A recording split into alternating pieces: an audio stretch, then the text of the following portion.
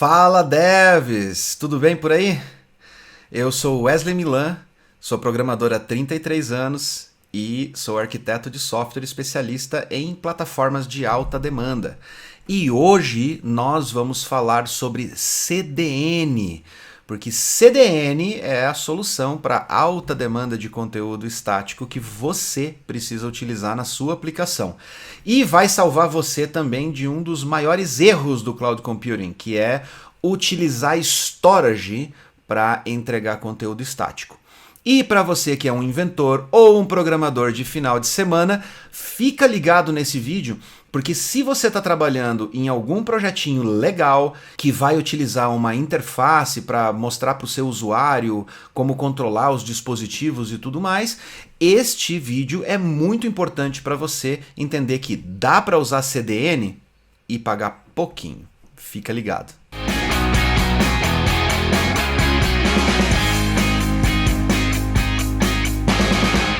Bom, no vídeo anterior nós falamos sobre storage e como o storage funciona e principalmente que você não deve utilizar storage para entregar conteúdo estático. Se você perdeu o vídeo, dá uma olhadinha aqui na descrição que a gente vai deixar o link aqui para você ir lá e entender esse conceito básico a respeito de para que deve se usar storage. Mas hoje o nosso assunto é CDN. Ou Content Delivery Network, ou rede de distribuição de conteúdo.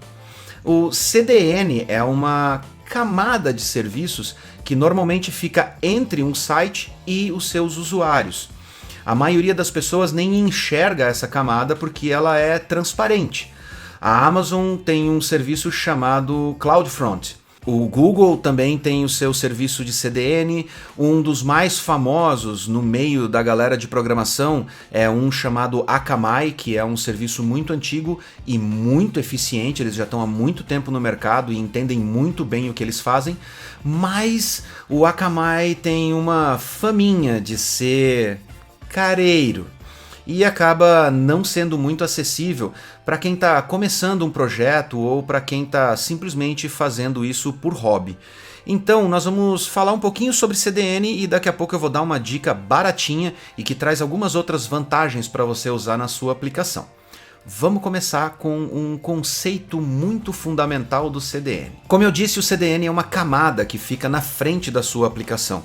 Então normalmente você pega o seu domínio e aponta para o CDN e você lá dentro do serviço de CDN faz um mapeamento apontando para o CDN onde ele deve buscar o conteúdo quando uma requisição bater nele. O CDN vai até o servidor, solicita aquele conteúdo, armazena esse conteúdo num HD local dele, num storage local, e entrega esse conteúdo para o usuário.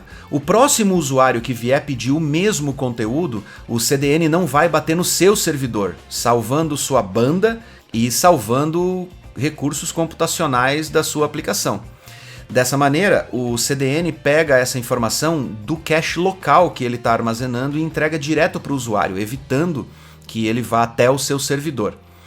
E a maneira como o CDN controla quais informações ele deve armazenar ou não deve armazenar é através dos headers ou dos cabeçalhos do protocolo HTTP. Nós vamos produzir um vídeo falando especificamente sobre o protocolo HTTP e passando algumas dicas para você otimizar as requisições HTTP da sua aplicação para ganhar mais performance e para poder manter ela mais redondinha.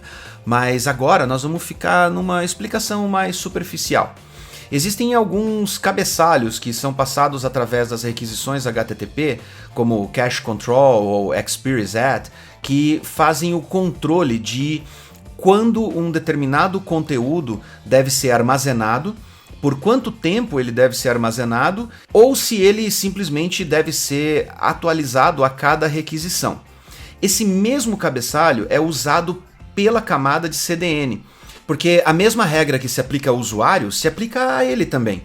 Se o usuário pode armazenar essa foto, por exemplo, que está no seu site, por até 2 dias, significa que eu também posso manter ela por 2 dias e daqui a 2 dias eu volto lá no servidor para pegar uma versão atualizada dela, se existir. Mas existem casos que a tratativa de cache é diferente entre o CDN e o usuário. E nesses casos, certos provedores de CDN oferecem recursos como você devolver do servidor um cabeçalho específico de cache para aquela informação para o CDN, mas que não afeta a maneira como a máquina do usuário vai armazenar. Ou você pode, dentro do próprio painel de controle desse CDN, especificar rotas que devem ser tratadas de forma diferente. Então, por exemplo, tudo que tiver dentro de assets pode ser armazenado por até 30 dias, mas o que tiver dentro de /fotos, por exemplo, mantenha um cache apenas de 24 horas. Isso faz com que você tenha um controle mais apurado sobre o seu conteúdo e sobre a maneira como esse conteúdo está sendo entregue para o seu usuário.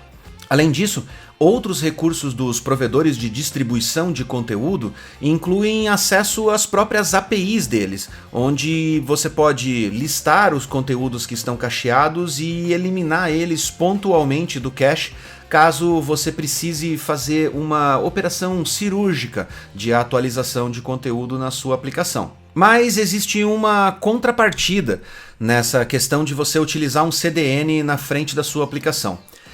Muitos desses provedores cobram você pelo volume de dados que estão sendo entregues. E aí é que a coisa dói no bolso, porque dependendo do volume que você está entregando para o usuário, vai te custar caro. Mas existem algumas alternativas para contornar isso. Existem vários servidores, vários provedores, várias redes de distribuição de conteúdo hoje na internet. Esse tipo de serviço eu acho que é um dos mais abundantes dentre os serviços de armazenamento em nuvem. E você pode ver e optar por diversos deles, com vários planos diferentes e várias opções de escalabilidade diferentes. Um dos maiores problemas da cobrança baseada na quantidade de requisições ou baseada na quantidade de dados entregues são os malditos crawlers. Crawlers nada mais são do que robozinhos que ficam pela internet rastreando sites ou puxando conteúdo dos sites para duplicar ou até mesmo para fazer coisa pior. E eles incomodam muito. Eles entram no seu site sem autorização e ficam chupando conteúdo sem controle, e em certas situações eles chegam até mesmo a derrubar sites menores que não estão preparados para uma ação tão drástica e intensa num período curto de tempo. Mas isso não fica limitado somente a robozinhos pequenos, não. Existem crawlers que são de grandes corporações, como é o famoso Bing, o sistema de busca da Microsoft, que é famoso por incomodar desenvolvedores fazendo escaneamento dos sites de forma descontrolada e não muito eficiente, provocando mais despesas para você poder atender o próprio crawler do Bing do que você está gastando com os seus usuários de verdade. Então, para isso, adotar soluções de CDN que cobram por entrega ou por dados transferidos acaba sendo meio incômodo para quem ainda é pequeno e está começando. O maior problema dos crawlers é que, como o CDN vai ficar na frente da sua aplicação, fica difícil você criar regrinhas como limite de quantidade de requisições por IP ou tratativas para ignorar bots ou coisas desse tipo. Alguns provedores de CDN até oferecem essas soluções para você filtrar pelo user agent e não entregar nada para eles, ou entregar uma mensagem de erro. Mas grande parte deles não tem esse tipo de opção. E aí você fica à mercê dos bots e da quantidade de requisição que eles vão fazer para sua conta de CDN, para depois você pagar a conta no final do mês. Então, para solucionar problemas como esse e outros, por exemplo, bots descontrolados também podem causar problemas na sua aplicação, fazendo requisições para páginas que são muito pesadas, que consomem muito processamento, ou até mesmo encontrando falhas críticas na sua aplicação. Como eu já atendi alguns clientes que estavam com a aplicação sofrendo instabilidades gravíssimas, e quando a gente foi identificar, era um crawler como o do Bing ou do Google, por exemplo, batendo numa numa página bugada, que toda vez que ele tentava crawlear aquela página, derrubava a conexão com o banco de dados e dava crash na aplicação inteira. Mas esse é um outro fator. Nós vamos falar sobre qualidade de software e rastreamento de bugs críticos em aplicações em vídeos futuros, para ajudar você a dar um pouquinho mais de atenção para a aplicação e não deixar esse tipo de furo lá para ser derrubado por uma coisa tão inocente como um crawler de mecanismo de busca. O mais importante agora é a gente falar sobre soluções de CDN que podem caber no seu bolso e que podem ser compatíveis com o seu nível de crescimento e serem proporcionais até mesmo à sua receita, enquanto você está crescendo. Soluções como o CloudFront são muito boas quando você já tem uma outra escala de negócio, mas elas podem ser bem caras. Nós utilizamos em vários projetos, principalmente os projetos que ainda estão no início, e em certos casos até em grandes projetos que sofriam ataques constantes de DDoS e outras técnicas, nós utilizamos uma solução chamada Cloudflare. O Cloudflare é uma rede de distribuição de conteúdo, mas eles oferecem alguns outros serviços como filtros de ataque DDoS e filtros de detecção de navegação maliciosa. Sabe, daqueles usuários que usam aqueles programinhas legais que ficam varrendo as aplicações em busca de falhas para tentar entrar nela e aprontar algumas lá dentro. Sim, você tem que ficar antenado nisso também. Tá chato demais a internet. E como eu disse, nós utilizamos o Cloudflare em várias escalas diferentes de aplicação, porque mesmo ele não solucionando todos os problemas de segurança e evitando que algumas requisições acabem passando, ele consegue filtrar uma grande quantidade dessas requisições e evitar que a sua infraestrutura acabe dando crash só pelo volume de requisições que batem no seu servidor. Ou pior, se você deixou a sua infraestrutura com as configurações de auto-scale, você pode sofrer um grande prejuízo no final do mês, baseado só no tráfego que você entregou para um bando de robozinho lazarento que veio na sua página querer roubar a informação. Então, através do Cloudflare, você consegue filtrar esse tráfego estranho, evitar pelo menos uma grande parcela das requisições em ataques DDoS e outros tipos de tráfego agressivo ao seu site. Mas o mais importante do Cloudflare é que ele é tão eficiente quanto grandes redes do tipo Akamai, e eles mantêm computadores, servidores distribuídos ao redor do planeta inteiro, inclusive aqui no Brasil. Normalmente essas redes de CDN colocam esses servidores de conteúdo dentro da própria infraestrutura das telecoms. Assim, quando você faz uma requisição a um site como o Facebook, por exemplo, você puxa toda a parte estática do site do Facebook, como os arquivos HTML, imagens, CSS e tudo mais, de dentro de um servidor que está dentro da própria infraestrutura da telecom. E é muito rápido essa informação vir para você, porque você não precisa nem sequer navegar pela própria internet para puxar esse conteúdo. E o único conteúdo que precisa vir lá do servidor do Facebook são os dados dinâmicos, que são os posts, as informações dos outros usuários e coisas desse tipo.